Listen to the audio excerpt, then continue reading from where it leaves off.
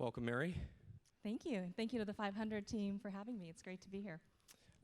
Maybe we could start by just learning a little bit about, let me introduce you, Mary Grove. Graduated from Stanford, one of the early Google employees, just right after the IPO, I believe, or right before. Did you join right before? I actually joined to work on the IPO. Right before, yeah, with David Drummond, worked in his team. And then she is now the director of Google for Entrepreneurs, we're going to hear about. And she has been a board member of Up Global and is an advisor for Techstars. And not an investor. You don't actually make investments yourself, right? Or do you? Google for Entrepreneurs does not make investments. But you're not an investor. I'm not an investor. You're not an investor yourself. Okay. I'm here to learn from all of you. So what is Google for Entrepreneurs? Sure. So Google for Entrepreneurs is, I think of ourselves as a startup team within the broader Google organization, really working to help foster startup communities around the world. You know, Google began as a startup in a garage just about 20 years ago, and now we were passionate about being that platform to invest in the next generation of companies. So you have about 55 programs that you work with. Tell us, how does this work? What do you do?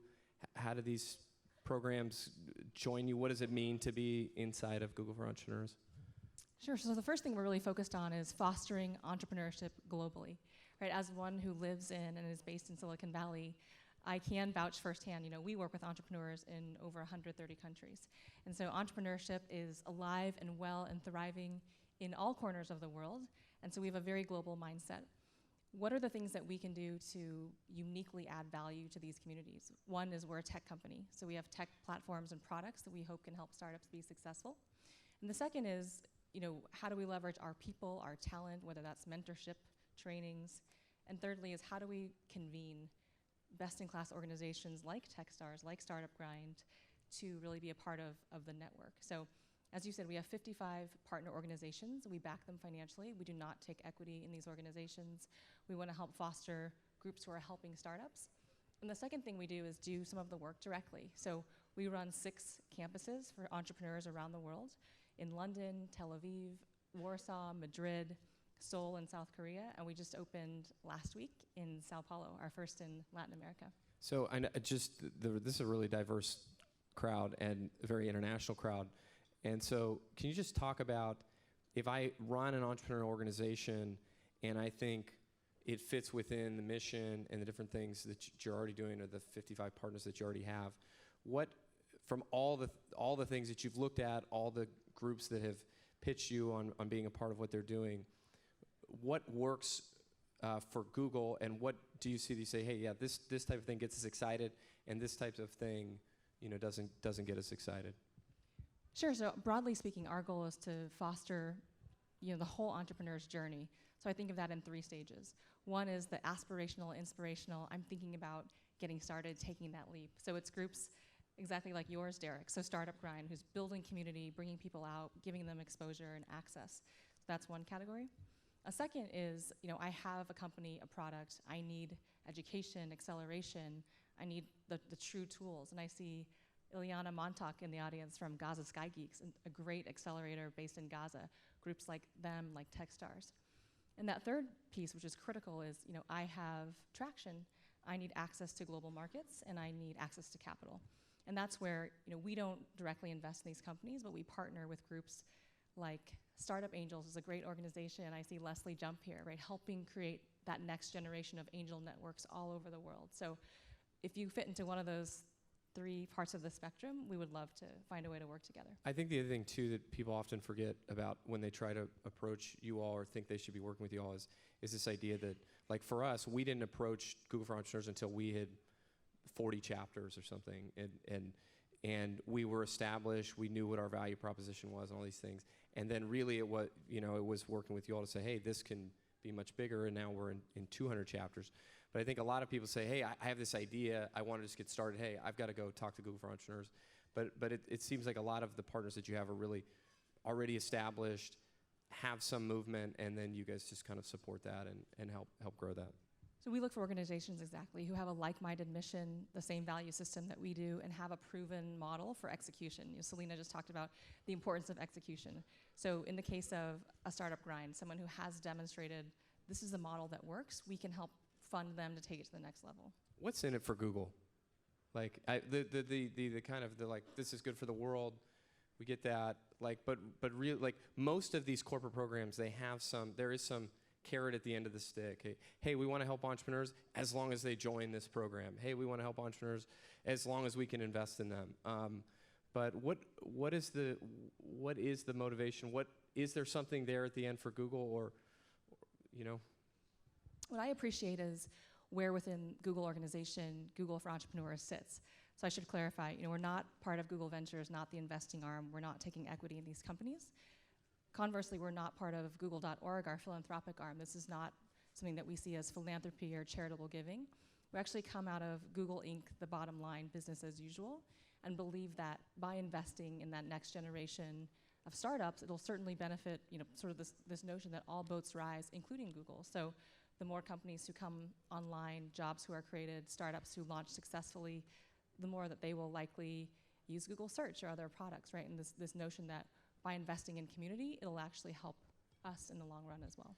A large portion of the partners are the tech hubs or kind of co-working spaces.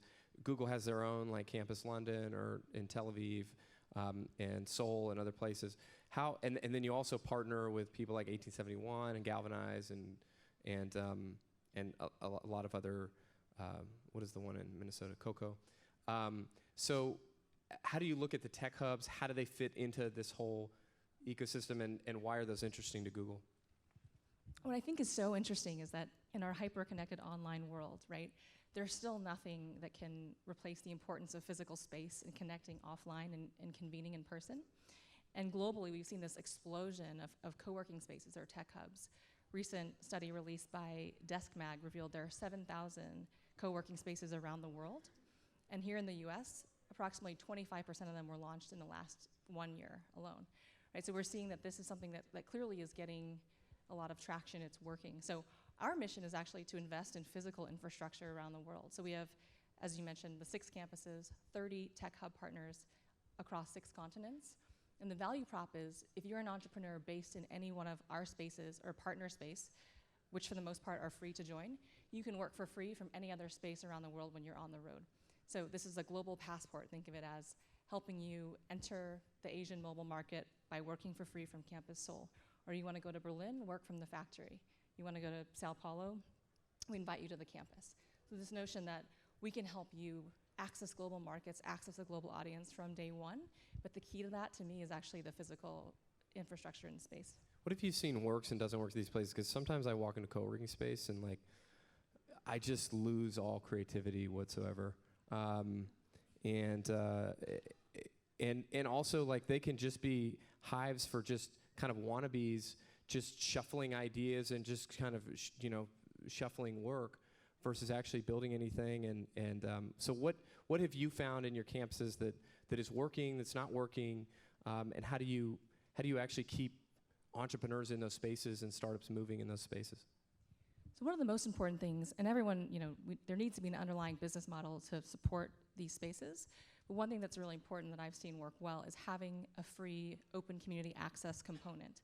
So for us with Campus, it's the cafe that's free. Anybody can work for free, take a meeting, work all day, every day there, it's fine. And there's a 60-person line out the door every morning to get into Campus London, for example, just the cafe. So having an open access component. The second is having, it sounds very obvious, but having large event spaces that are free for the community as well. So in our campuses, we on average have 3 to 4 events every day in each campus. And for us, that's trying to create a cluster of density. This is the place you go if I'm looking to enter the market, this is the place to be. And the third thing I think is really unique is bringing in different forms of educational content, whether that's traditional, non-traditional, and making it more than just a space to work, as a space to learn. Let's talk about international versus domestic. You have international partners, you have a lot of domestic partners, and same with the co-working spaces and the tech hubs. Whenever an entrepreneur from Brazil or from the UAE or something comes here and they say, hey, can you introduce me to investors? There's so few people that would even consider ever putting money that are based here. 500, this is one of the things I love about 500 is really the, it is I think the gold standard for international investing. inside of Silicon Valley. And so, like, what do you see of international investors versus, international entrepreneurs versus domestic entrepreneurs? Do you see trends? Do you see differences? You know, what's working, what's not? First, I want to give a nod to 500 startups as well. I think their really broad, diverse view of the globe is phenomenal, and I hope more investors will follow suit. So to your point, I think if you look at the macro trends, we know the world is changing, right? We know the population is changing. One interesting stat is that by the year 2020, 90% of people in the world over age 6 will have access to a mobile phone, right? So we know we're now living in a very global, very connected, very young world. A stat that follows that is that over 50% of the world's population is under age 30. So populations have changed. We're not just here in the Valley. Entrepreneurship's happening everywhere. And I think I spend most of my time actually outside the US working in international markets. And there are so many great companies to look at. I think it's just a question of inviting them in, making sure that they're part of the existing networks, not reinforcing silos. Do you see the relationship with tech hubs and entrepreneurs changing? Will they always be, you know, this kind of just this open place for them? Do you think will it turn into a place where Google could find investments? Is it just so? I know you said it, and Google for Entrepreneurs is totally separate from GV, but is there ever been any conversation of bringing those two things together? I think there's a lot of confusion with that, but is there ever talk of bringing those things together, or is it just so totally separate in the missions and the way that it's driven that they really don't cross over? With investment specifically? Yeah. I think you can think of it as there's a whole spectrum of how Google supports entrepreneurs, right? So our work is more early stage, helping to foster these ecosystems. By nature, a lot of the entrepreneurs that I work with are early stage. As they get later stage, we absolutely see it as one of our roles to help connect them to investors who might be interested.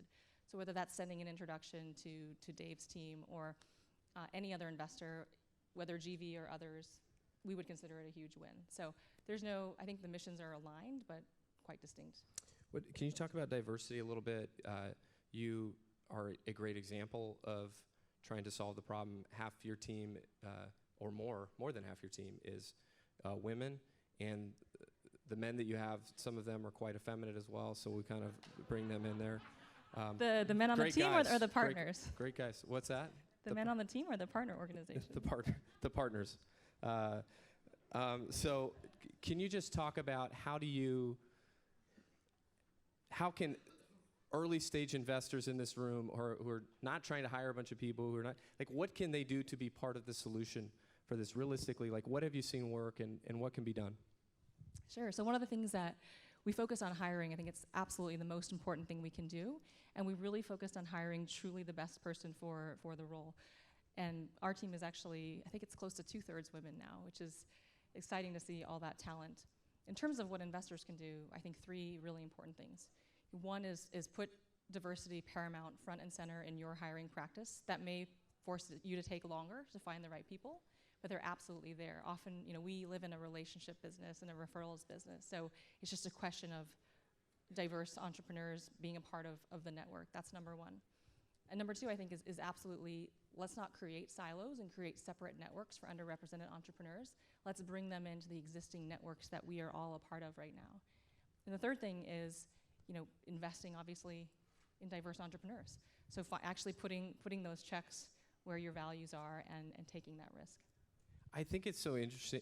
What has been interesting to me is, as our team has grown, that you hear about these things, but actually, as you practice them, it really is true. When you hire a Polynesian kid from East Palo Alto to join your team, it changes the dynamic of your team. And when you hire an African American girl from the South who is an engineer and trained, it changes how you perceive the world. And so I think we, as people in Silicon Valley and people outside of Silicon Valley, we just do an atrocious job at this. But there are little things we can do today to help be part of the solution. And to your point is looking in the right places. I've heard somebody say this, that we're looking for oranges in apple orchards, and you have to look in different places. You have to reach out to different kinds of people to find these people that will have just a huge impact on your business. One of the things that we do every year is host demo days, right? We try to pack the room full of investors. We do 2 a year. One is for startups specifically across North America that are not from the Valley. And the second is a women's demo day, which actually is held in this very room. And so I can tell you, we've had literally 400 qualified companies, all raising Series A, all with great viable products, all for markets that we possibly have not looked at. So it's not a question of the talent not existing, it's a question of them not being in the conversation. So if I could say one thing that I would really encourage is to look beyond our 50-mile radius, our walls, and discover the amazing talent that's out there. Let me just ask you one last question, and that's, tell us what Silicon North Stars is and what you're doing with that, which is a really interesting kind of diversity program and program to help entrepreneurs. Thanks, Derek. So outside of Google, my husband and I run a nonprofit called Silicon North Stars, and we're both from the Midwest originally. So we're trying to connect underserved youth from the Twin Cities here to Silicon Valley. So every year we run a 1-week-long summer tech boot camp for them. When they go home to Minnesota, they get year-long support and programming from their local entrepreneur community. It's actually happening in a month, and we're super excited. And people can email you to get involved with that, or Google for Entrepreneurs, or yeah, what's absolutely. the best? SiliconNorthStars.org. Okay. Thank you very much, Thank Mary, you so for much. being here.